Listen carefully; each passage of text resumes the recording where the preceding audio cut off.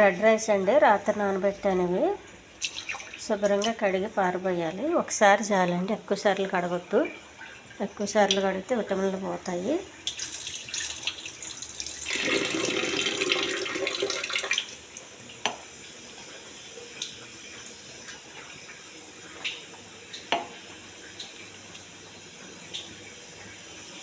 ఒక glass water అండి. బియ్యం తక్కువైతే ఈ గ్లాసుతో 2 వేసుకోండి, ఎక్కువైతే 4 గ్లాసులు వేసుకోండి. స్టవ్ వెలిగించానండి. ఈ నీళ్ళతో చాలాసేపు ఉడకాలండి, కొంచెం మెత్తగా అయ్యేంత వరకు. ఇంకా ఉడకాలండి, ఇంకా గట్టిగా ఉంటుంది. ఇలా దించకూడదు, ఎప్పుడు కూడా కడుపు నొప్పి వస్తుంది. అందుకని ఇంకా ఉడకాలి. ఈ వాటర్ దగ్గరికి వచ్చేంత వరకు ఉడకాలి.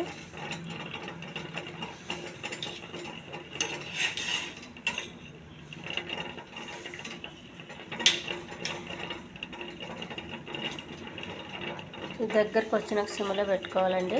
ఫస్ట్ ఉడికేటప్పుడు ఐలోనే ఉండాలన్నమాట.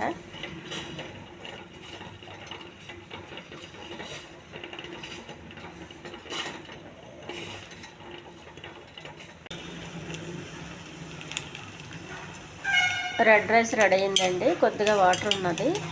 ఈ వాటర్ పూర్తిగా ఎక్కిపోయే వరకు ఉడకాలి.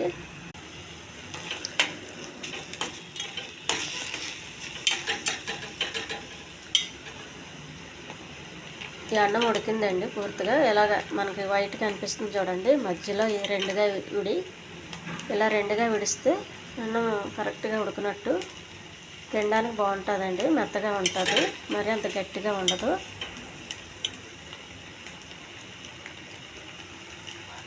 అన్నం మనకు వేడిగా ఉన్నప్పుడు చాలా జిగురుగా ఉంటుందండి.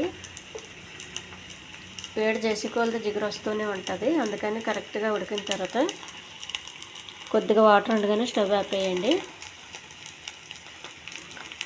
లేకపోతే ఆ జిగురుతో మనకి గిన్నె మాడిపోతుంది, మనకు తెలియకుండానే మాడిపోతే అసలు తినలేము. ఇది వండాలంటే వైట్ రైస్ లాగా చాలా సులువు కాదు, చాలా ప్రాసెస్ దీన్ని వండడము.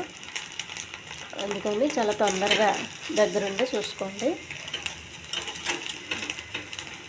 కొద్దిగా వాటర్ ఉందనగానే ఆఫ్ చేయండి. ఈ ఛానల్ నచ్చితే సబ్స్క్రైబ్ చేయండి, షేర్ చేయండి, లైక్ చేయండి. ఇది పప్పు ఆకుకూర చాలా బాగుంటుందండి. ఏ కూర వేసుకున్నా బాగుంటుంది.